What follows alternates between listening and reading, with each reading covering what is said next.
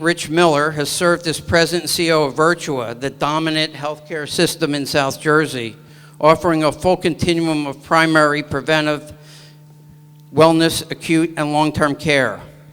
Miller has led Virtua in innovative directions by creating a values-based culture defined by the STAR initiative, adopted Six Sigma, and transforming a group of community-based hospitals into technologically advanced regional medical centers. In addition to an enterprise alliance with GE Healthcare, Virtua has formed clinical alliances with nationally renowned organizations such as Children's Hospital of Philadelphia and the Fox Chase Cancer Center, which has been purchased in the last year by Temple University Health System. Virtua is the dominant player within the South Jersey healthcare market. Their hospitals include Virtua Berlin, Marlton, Memorial, and Mount Holly, and their ground-up Virtua Voorhees, open almost 2 years now, a new state-of-the-art hospital that cost in excess of $300 million to build. In doing my research, I found that Virtua has certainly been a leader in the development of community-based medicine, including their wellness centers. Last but certainly not least is Dr. Larry Kaiser. Dr. Kaiser is CEO of Temple University Health System, Senior Executive Vice President for the Health Sciences, and Dean of Temple University School of Medicine. In 2011, he returned to Philadelphia, as from 2008 to 2011, he was president of the University of Texas Health Science Center at Houston, where he was responsible for 6 schools, more than 10,000 faculty and trainees, and a 900-member physician practice. In 1991, he was recruited to the University of Pennsylvania Health System, and I believe his last position there when he departed in 2008 was chairman of the Department of Surgery. Dr. Kaiser is a returning panelist from last year, as is Rich Miller, and he has certainly been committed to his goals of growth in the community. Since we last met, Temple University Health System acquired Fox Chase Cancer Center. Fox Chase Cancer Center is one of only 40 National Cancer Institute designated comprehensive cancer centers and is recognized as one of the top cancer centers in the country. Temple has been a leader among the Philadelphia health systems in opening urgent care facilities, having opened 3 with another opening in Fort Washington in July. They're opening a new 28,000 square foot outpatient center in Fort Washington by the end of the summer. Its hospitals include Temple University Hospital, Jeans Hospital, and Fox Chase Medical Center. So I'd like to start by asking Dr. Kaiser a question and then asking all the CEOs to respond to the same question. The Affordable Care Act has created the need to decrease expenses, which is also translated into a need for growth. Growth in a healthcare market that some would call a zero-growth market. First, Dr. Kaiser, on the reimbursement side, please explain to the group the reimbursement dynamics, creating a need to cut expenses and grow at the same time. In my individual discussions with you, each of you, you all had different strategies for growth. Please describe your health system's growth strategy. Well, first of all, it's a pleasure to join these 3 elderly gentlemen up here on this panel. And, Thanks, Larry. But, so there are a number of challenges that we're faced with, and certainly the Affordable Care Act has increased the challenges. And you mentioned Medicare in particular, but also Medicaid. And with Medicare, both of these entitlement programs are easy targets, and they're very easy targets in terms of decreasing the type of reimbursement, and that there's a full spectrum of reimbursement that we look at. One thing is certain, we are fairly certain we'll not be getting increase rates. That we do know. You mentioned cutting costs. Yes, cutting costs is particularly important because I think the way that we are reimbursed is likely to change, is changing. There are models out there already looking at bundled payments. Currently, we get paid for episodes of care. I think what you're going to see is bundled payments where the hospital and the physicians are paid as a bundle, and we're going to have to distribute likely fewer dollars. Just to break even on Medicare is a huge challenge for us right now, and that's why it's so important to reduce our cost. In an academic medical center that I currently head, well, we're trying to do all the high-end stuff. I also have to serve as a community hospital to North Philadelphia, so my cost base right away is fairly high, and when we get low-severity stuff coming in the door, it's very costly to take care of those patients, and many of them are on medical assistance. The state currently is facing some issues as to whether or not the government's going to accept Medicaid expansion. That's another issue for discussion, but the bottom line is we do need to reduce our costs. We're looking at different payment models, and certainly the government is targeting these entitlement programs for continued reductions in payments. So last year, in terms of your growth, you mentioned that you needed to get bigger geographically and in size, and you needed to go from, 1 to 2 million to 3 to 5 million. Could you just comment on that? That would be billion, but... Billion, excuse me, I'm sorry. Yes. There's no question. This is a very, very competitive healthcare market with essentially a number of major systems, including those systems in South Jersey. We think that the Philadelphia market can probably tolerate 3 major systems. The challenge for us is we need to be one of those. 2 of them are already pretty well in place, so we need to be the 3rd. So for us, growth is something we need to do. Consolidation is something that this market is ripe for. We're super concentrated on the payer side with essentially 2 payers covering 80% of the market, and there's almost total fragmentation on the provider side with the largest system having about 15% of the market share. The second largest has about 9%. The rest of us all have 6 or 7%. Super concentration on the payer side, total fragmentation on the provider side. It's a market ripe for consolidation. For us, maintaining our commitment to North Philadelphia is certainly something that's important to us, but we need to be out in the community as well, and that's why the urgent cares have been opened. That's why we're opening outpatient centers in the community as well, but strategically in the community, so as I don't have, I'm not looking to compete with this guy at Mainline Health, for instance, but there are areas. Coming to South Jersey. But there are areas that we feel are open, and while maintaining the commitment that we have to our urban population, we are moving outside of the city as well. Jack, it appears that you're one of those 3 health systems already and part of in terms of Jefferson Health System. Can you comment on Mainline Health and how you see growth occurring?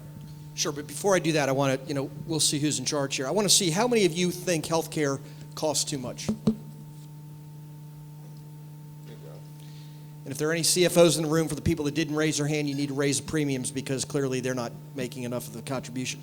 How many of you think the quality is as good as it needs to be?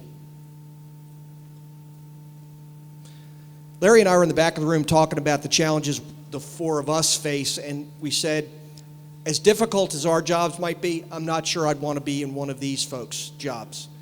Okay, let me paint the picture for the jobs we face. I lose $85 million a year on 45% of my business. Not charges, costs. So $85 million loss on 45% of my business.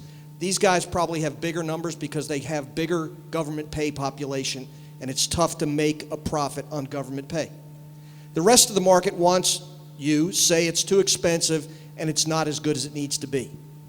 So I've got to break even on Medicare, and I've got to accept the fact that the other payers are going to pay me more like the government payers have been paying me. So the first place I'm looking to cut my costs is in real estate costs. We're paying too much for real estate. It's a little bit of a joke, but I think what it suggests to you is that the challenges that we all face with respect to our expense side, there's going to be no stone left unturned.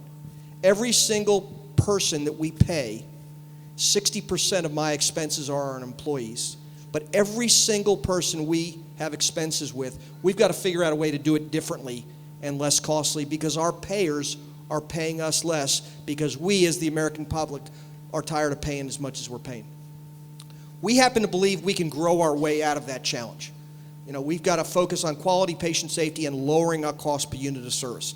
Two ways to lower your cost per unit of service: grow the volume or decrease the cost. Obviously, increasing the volume is much more exciting.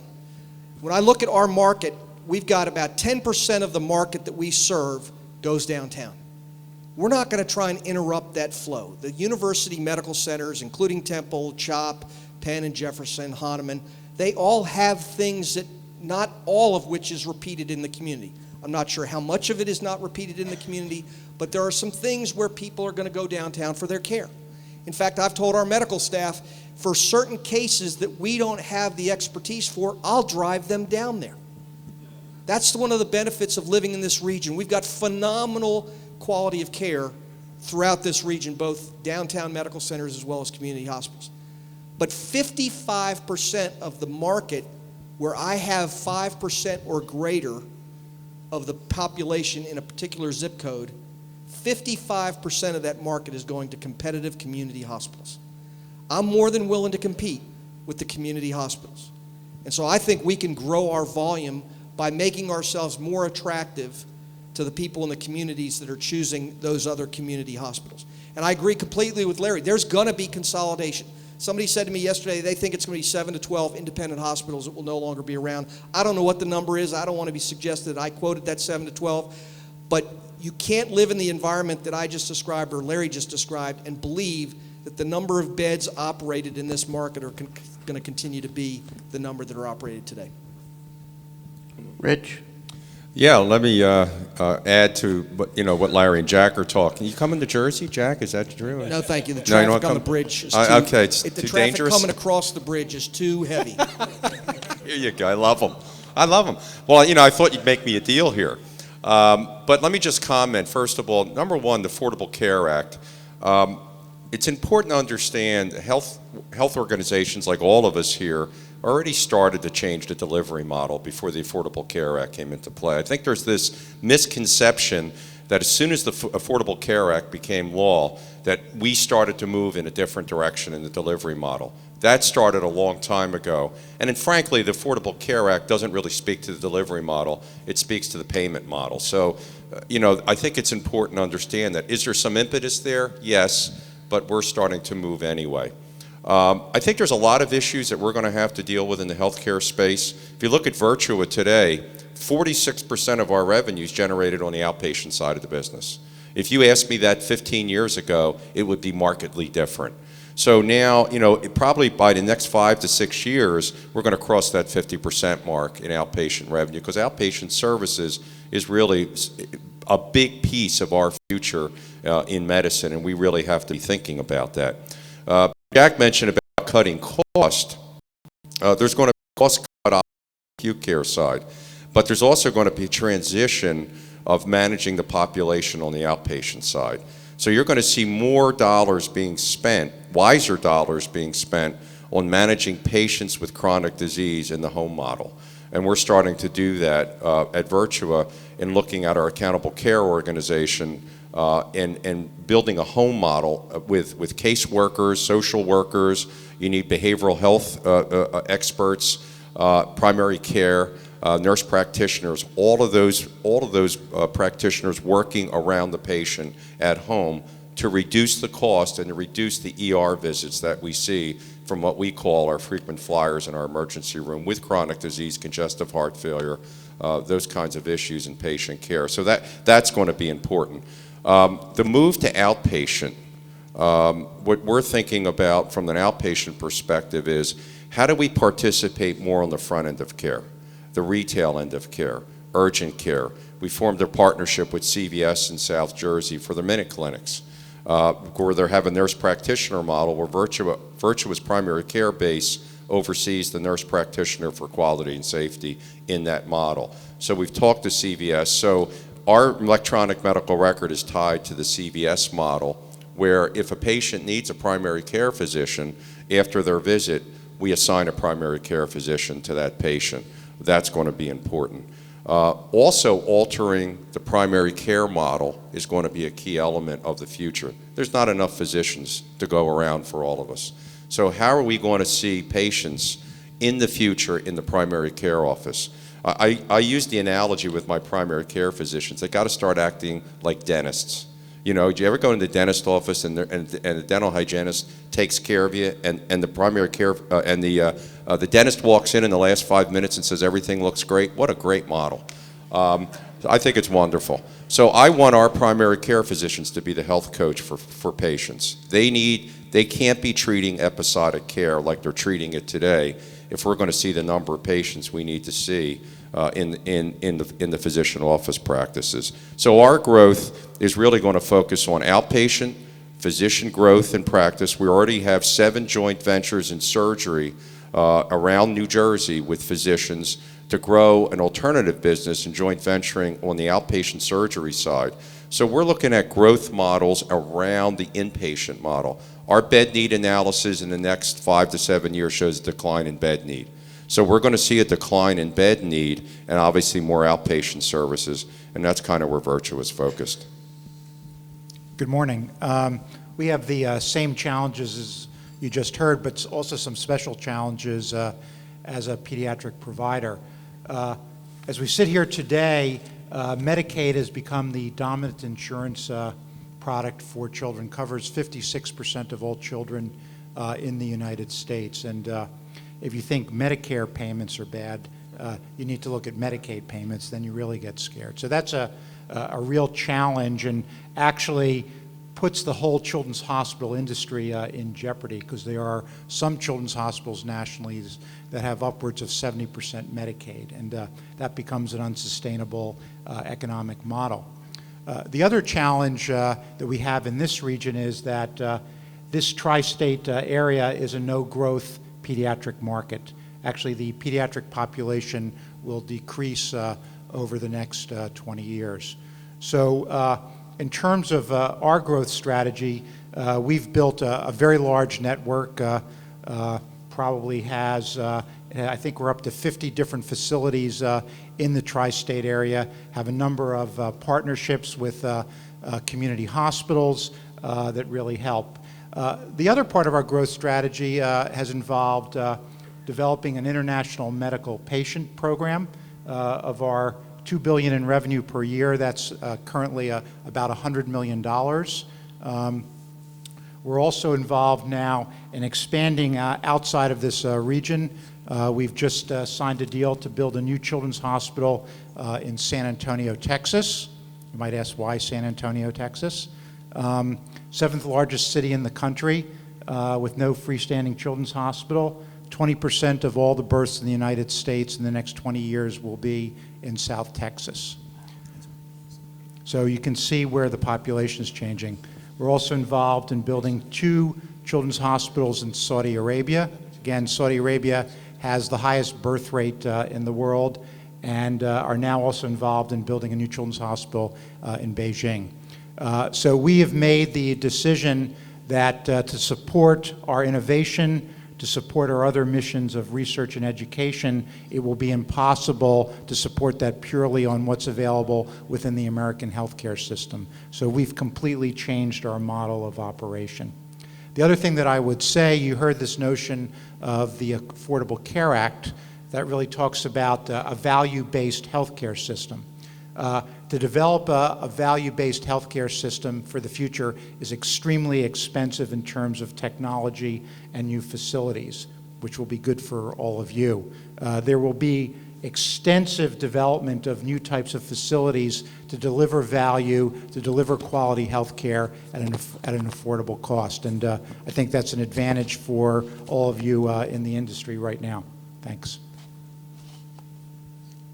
Extremely interesting. Larry, let's start with you again. In the real estate market, a lot of people in this room are either seeking urgent care sites for hospitals or for-profit operators. These tend to be retail locations. Will you first describe urgent care, what it is to the group, and how it can be both an offensive and defensive weapon, and what you are doing or planning to do in this arena? So when we talk about urgent care, I think you have to differentiate what we're doing in urgent care with what's going on in the CVSs of the world, and where they're staffed mainly by nurse practitioners, supervised by physicians, and nurse practitioners provide excellent care. Let me first say that. But the kinds of problems they treat tend to be the lesser types of problems. You can go to your Walmart as well, for that matter. Most of those business models are based on prescriptions, and unless they're generating a fair number of prescriptions, it's very hard to make those work as businesses. The cost of nurse practitioners is high, and the cost to run those is high. Urgent care is a different model. It's a physician model. It is designed to treat patients rapidly, as opposed to going to an emergency room where you might wait 4 to 6 hours or so before being seen. It's high cost. And most of the patients who show up in emergency departments really don't need care that is delivered in an emergency room. But urgent care can take care of more sophisticated and more complex types of illness.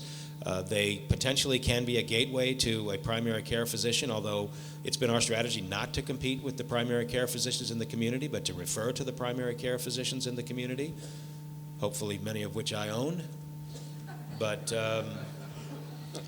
But it is a way for people with the majority of types of illnesses that come to emergency departments to be seen more rapidly, to receive the type of care that can be done in an outpatient setting. And just to amplify on what some of the others said, the centrality of medical care no longer is the inpatient setting. It had moved to the outpatient setting, but now what we're seeing is it's moving to the home. And more care is really going to be delivered in the home, using technology to deliver care in the home, using telemedicine, although some of the billing for telemedicine is becoming somewhat challenging, although essentially every state right now is looking at how best to bill for telemedicine. Currently, Medicare does not reimburse for telemedicine consults in urban areas. They do in some of the rural areas, but again, that's tough. But I think you're going to see more and more care being delivered in the home, which makes these urgent care settings, I think, even more desirable, because periodically people will need to see a physician in person. Our strategy has been to place urgent cares in areas where we think there's some need, where they can be, where patients can come in lieu of the emergency room setting, and it's certainly our strategy to place more of these in strategic areas around the community. The opportunity, I've done some work in urgent care. I believe the stat is that 70% of all patients do not need to be seen in the emergency room and can be treated in an urgent care facility. 35% of the patients, 35% of all people do not have a primary care doctor. And the opportunity for a health system to triage someone who broke their arm and then refer them the next day to their own employed orthopod is, you know, if you get triaged and they make the appointment for you for 9 o'clock the next morning, it's a way to take market from out of the population that might have been using someone else's primary care network. So it's really fascinating. I'm interested because it's a newer phenomenon. How many people here have ever been treated in an urgent care? Well, likely you're going to see 60, 70, 80 of these opening in the greater Philadelphia area in the next 3 to 5 years, and a lot of you are going to, you know, find it to be an extremely positive experience, because you can. I've gone to urgent care myself at least 10 times. You walk in, you got a cold. Within 15 minutes, you're walking out with your prescriptions. It's really wonderful, if done the right way. Jack, could you comment on urgent care and your strategy? Sure. I came from the Houston market and left there 8 years ago, opened the first minor emergency center that really was in the Houston market. I think there's over 45 of them now. We were seeing 10,000 patients a year within the first year, and we were doing very well financially. The challenge in this market is that the reimbursement for minor emergency, well, first of all, you can't build a minor emergency room away from a hospital campus in Pennsylvania without beds, and adding beds just makes the thing very costly. But unless the reimbursement rates for minor emergency or for urgent care is enough to support what you need in that urgent care, I'm not sure you're going to see the kind of proliferation that some people predict, because there's two payers, and those two payers are going to dictate what's reimbursed. So we'll see how much it takes off here. We've tried a little bit of a different strategy. We have 66 locations for our 300 employed physicians. Kelsey-Seybold in Houston has 22 locations for 300 physicians. So I've got a bunch of 2, 3, 4 person operations scattered throughout the region that are not affordable. It doesn't make sense. So I'm looking to consolidate those 66 locations into fewer locations that offer more services, more convenient, more easier walk-in appointments. So we have a program called Mainline Now, nights or weekends. And so we're taking sort of in between the CVS model and the urgent care model. We're trying to capture that patient population that if they had a primary care physician or if they could get access to a primary care physician, they could be treated in that environment. And so we're going to see if that works. Like I said, I've got a bunch of locations where I've got capital already deployed. I've got employees already working in those environments. And just by extending hours and marketing it to the community, we think we can capture a portion of that population that, one, doesn't belong in the ER, and I would argue doesn't even belong in urgent care. Just to add, first of all, we have 2 urgent care centers in 2 counties in southern New Jersey. We're going to be adding a third. What's fascinating, our Washington Township urgent care facility, the major referral source for that is CVS.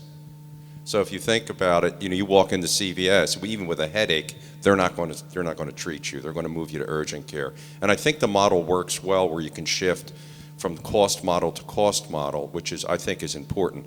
I think the major issue for us in urgent care is we can't treat the urgent care product like the hospital product.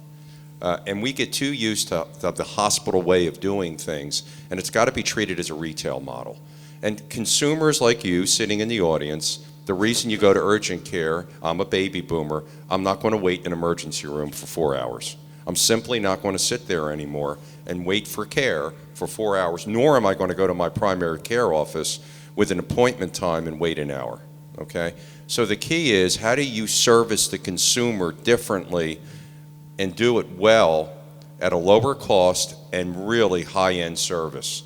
And that we have to differentiate that product, or else we're going to have the retailers differentiating the product for us in the marketplace, because the consumer now is a different consumer. I use the analogy when my mother used to go to her primary care physician and came out with a script, and I asked my mother, what's the script for? She says, I don't know, but it must be okay. The doctor gave it to me.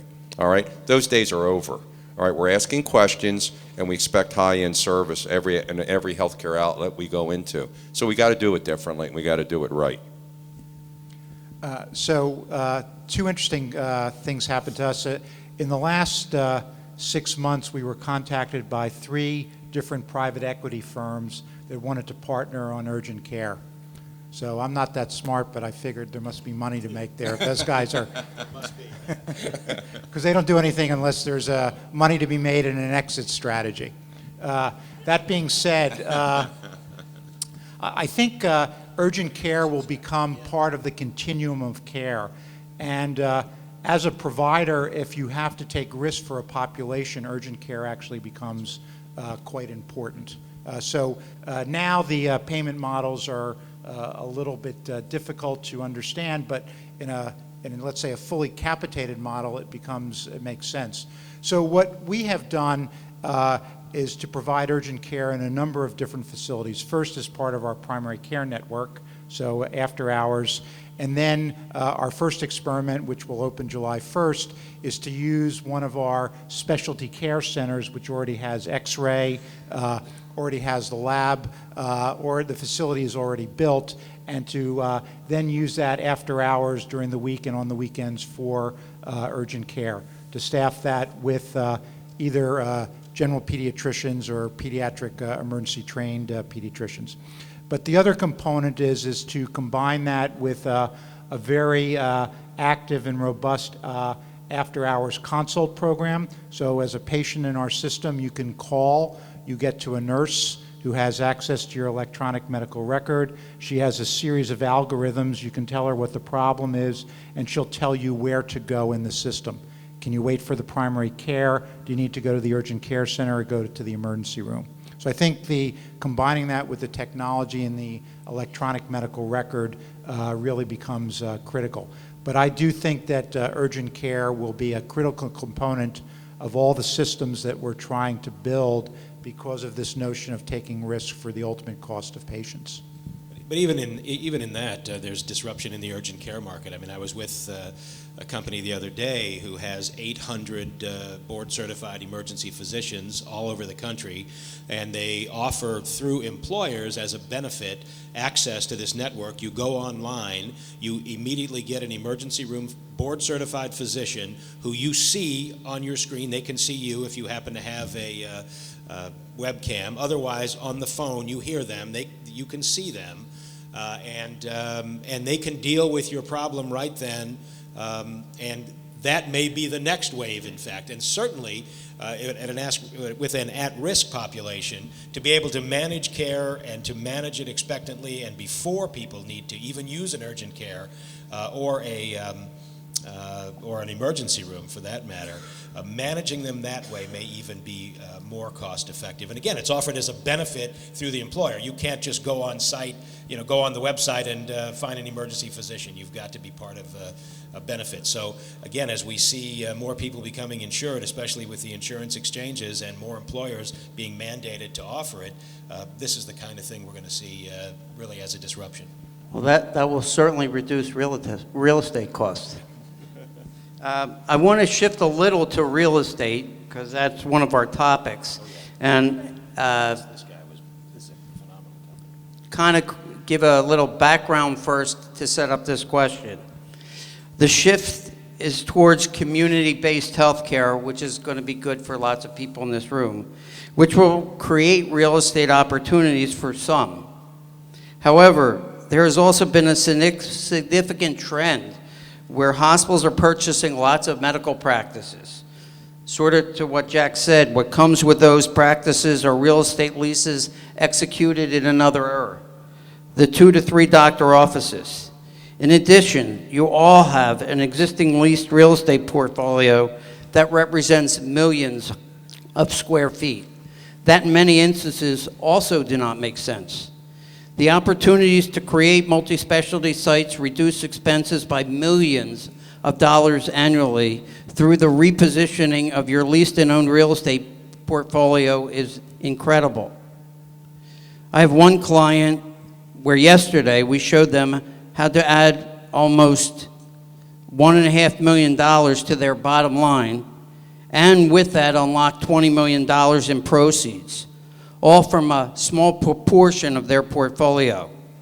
The opportunities to consolidate and create better patient environments within their existing portfolio present many more millions in savings. Yet, most hospitals focus on the new needs and not the existing real estate portfolio. I'm going to pose this question. I know the answer, but I'm going to pose it as I live it every day. The answer seems easy, but it's actually quite complex. Here's the question. In your focus to cut costs and increase revenue, you use revenue cycle consultants, supply chain consultants, financial consultants who don't look at the leased real estate. Why do you think they don't look at it?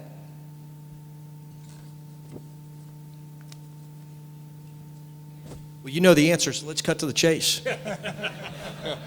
Well, I've asked them a lot because it's a quandary to me, and basically... I think we do use, I never go into a real estate transaction without a real estate professional, because you will walk out of the room with tripping over your pants at your ankles. And so I learned a long time. That's not a good thing. I learned that in Texas. I learned a long time ago that if you're going to end up doing a real estate transaction, as hospital administrators, we weren't trained to do that. So I have real estate professionals, both employed and consulting with us, anytime we're doing a real estate transaction. So we do value and understand the importance of professionals managing our real estate. I mean, in fact, at Virtua, and I was telling you this earlier, Michael, we are looking at consolidation. We probably have a number, 40 off-site locations that we have. In the primary care space, you got to be careful there because they're in the community, they're scattered throughout the community.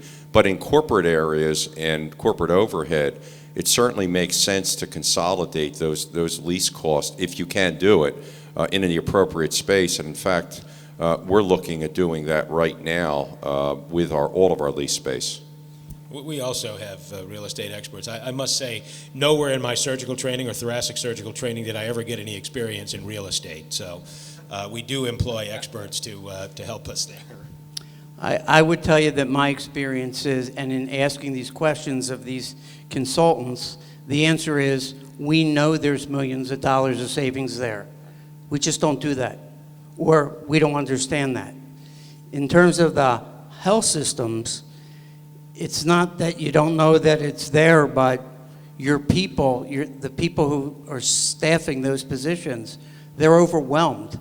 There's so much activity today just to manage what you have and to get the new facilities up and operating, that to go into the existing real estate portfolio, they don't have the time to do it. And the part where I said earlier that it's complex because you have to take the business of healthcare combined with the understanding of real estate and real estate and finance, and how to marry the business mission, the product lines, to a real estate and finance solution. It's hard. There aren't a lot of people who know how to do that. The opportunities exist, and Jack hit it on it right in his opening comments about how there's going to be a consolidation, and you have to get to every level of cost, and that's going to be one of them. So that's coming down the pike in the future. I thought we might, for a while, open it up to some questions to the group. These gentlemen have a lot of things and insights.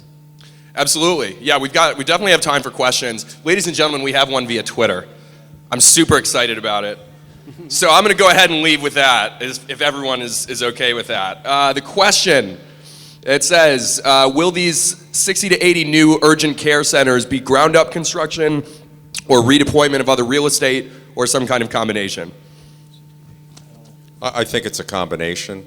I think it'll be both. Both of our centers are ground-up centers right now, but based on location and where you want to put and again, what you want to put adjacent to the urgent care center, there may be other product you want to put adjacent. It'll depend on that, but I think you'll have a combination. Yeah, I would agree with that. I think that there certainly are some existing space. I think the big issue is where you locate these things, and that's the big thing, is where you put these, and it has to be done strategically, and it has to be done with some considerable thought prior to doing it. So whether it's ground up or whether it's existing space, it seems that there's plenty of existing space out there that can be utilized. Excellent. All right, I saw a hand over here. Thank you. I'm Greg Gosfield. I'm a healthcare real estate lawyer at Claire Harrison. I represented Mercy Health System when they put their hospital 30,000 feet into Plymouth Meeting Square. This was considered to be a new opportunity. We thought it was going to be transformative, where hospitals would actually go in line. There are 12 million visitors a year, according to Preet, at the shopping center. Following the statistic, about 30% people have no primary care, 50% of urgent care people have no primary care physician. This was considered to be a new initiative. I'm curious whether you folks think that that's an initiative that is appealing or one that needs to be tested first. Well, Preet pitched the same thing to us that they pitched to Mercy, and we did it. We're doing it in the Exton Mall. I think it's a concept that's worked other places. We'll see if it works in this market. It makes sense. But again, you worry about, can people access it during the holidays? Are they going to be do they want to go to that environment for their health care? I had an employee of ours who's being seen at one of our other Exton locations who got very concerned about bringing her children into a mall to get health care because they were sick, or other people were sick. And I assured her that we have our own entrance to the mall. So I think it's going to be about execution, but we have bet on it being a good strategy. I think Walmart certainly is in the business too, and are looking to expand the business to beyond just the sort of the walk-in business, but looking more to get into the business more extensively, and certainly people go to the Walmart. So Interesting that they say that the ideal location for an urgent care center is where there's a drugstore. So even those CVS mini clinics, most of the people who go in there would be your best referral source. To walk out there and go right to the urgent care next door. And when the urgent care gives a prescription, they would be able to go back to the CVS. A McDonald's, because of the traffic. A food market, because people come all different times of the day. And We thought a about high setting up school. a cath lab right next to McDonald's. That would be good. But it's retail. It's a lot different than where, hospitals have thought before. So a lot of these shopping center retail locations can be very attractive. Oh, we have. You want to open a McDonald's so you can set up the cath lab. That's what I heard. All right, we got another question right over here. careful with the McDonald's model. Steve's here. So. When asked if we thought health care was too expensive, a lot of us raised our hands. But then, on reflecting on that, it occurred to me, I really don't know how much my health care costs. And why don't I? Is that a good thing or a bad thing? Well, I mean, why don't I get an itemized bill when I, go to the doctor or go to have a procedure done? The fact that third-party payers are involved is the reason for that. You don't really care what you're paying because someone else is paying. I mean, you're paying a premium or somebody's paying the premium for you. So the fact that whatever it costs doesn't seem to concern most of us because we're not really involved. I mean, I think we are trying to get more transparent with pricing. The problem in our business is cost and charge are two different things completely. Absolutely. There's no... And payment, that's even worse. But costs bear no resemblance to charge, and certainly payment bears no resemblance to charge either, for that matter. So whether or not, I mean, when you get a bill from the hospital, you'll see some itemization, but what you'll see on there is the charge, not the cost. So in terms of what things cost and what we charge, they're vastly different, and then what we get paid. And just as a benchmark, I think from a professional fee standpoint, we're collecting maybe 30 cents on the dollar right now. Maybe 30 cents on the dollar. Yeah, I think added to that, most of our negotiations with third-party or insurers, they're all different, first of all. So you're negotiating rates, all different types of rates with different insurers, and that's based off of a cost base. So that the key area is what the public doesn't understand is the difference between cost and insurance premium. There's where the gap is. Because if you notice, premiums are going up, and insurance premiums are going up 20-25% a year. Our costs are not going up 20-25% a year. And I think that's where the public doesn't, and business has a hard time with that because they look at us to say, well, it's you guys that are causing that. Well, we have to get our costs lower. There's no question about that. But I'd like to know why premiums myself, because I insure my population is going up 20-25% a year, and I think we need to answer that question. So on a comparative basis, the United States has the highest utilization and the highest cost per diagnostic-related category. So you can take that. I'm not saying it's good or bad. That's just the fact. And it's extreme compared to other developed countries. The cost of health care is only too high if you feel it is. And I would argue if we were in a booming economy today, like we were in the mid-'90s, no one would be talking about this. If you remember back to the era of the Clintons when they were trying to change health care, the single fact that derailed any reform was the economy took off and nobody was interested in being in an HMO. Right? You couldn't hire an employee as a business if you were offering an HMO insurance product. So I think today